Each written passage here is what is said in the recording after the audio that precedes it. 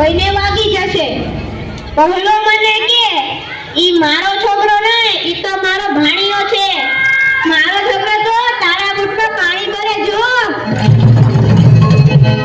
એ લાટા પાટા શણગાર કરીને સ્કૂલે મોકલો હોય ને ઘરે આવે ત્યારે પલળેલ કાગડા જેવો થઈ ગયો. મારા ટીનિયાને સાહેબે પૂછ્યું કે 15 ફળના નામ બોલ. ટીનિયો કે એક સફરજન, બીજું એક ચીકુ, એક ત્રીજું પપૈયું અને 1 ડઝન કેળા. થઈ ગયા ને 15 ફળ. લ્યો કરો વાત. અરે આપણા છોકરાની વાત મૂકો તડકે, આપણી જ વાત કરો ને. અરે છોકરાનો જન્મ થાય એટલે એની માં કે નાક તો મારા જેવું છે, બાપો કે એની આંખો મારા જેવી છે, કાકો કે એના વાળ મારા જેવા છે, હો મામો કે હાસ્ય મારા જેવું છે. એ છોકરો મોટો થઈને જ્યારે ના કરવાનું કરે ત્યારે બધાય કે ખબર નહીં આ હરામખોર કોના જેવો છે.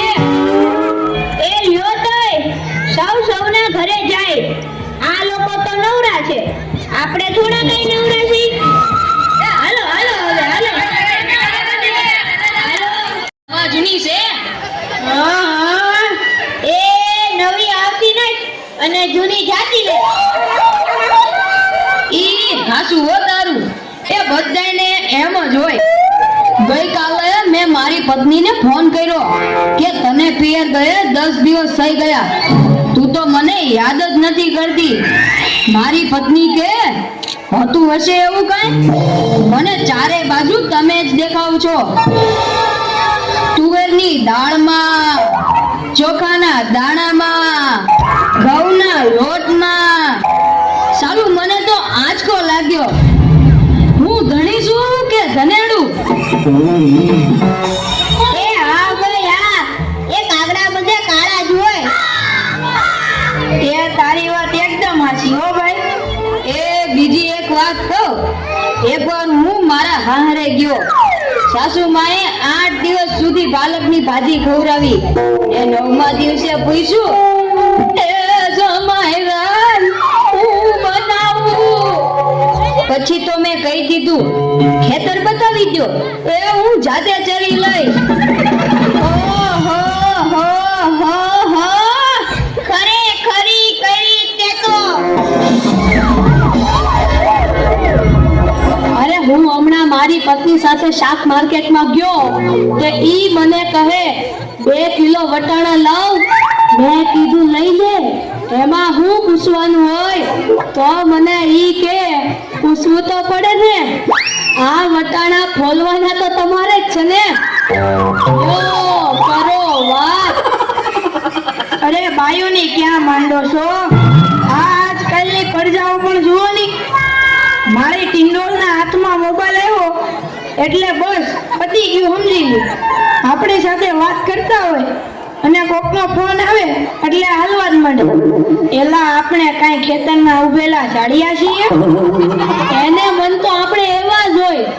એને તો મોબાઈલ આવ્યો એટલે કરલો દુનિયા મુઠ્ઠી મેં. ધીરુભાઈ અંબાણી જોઈ લ્યો.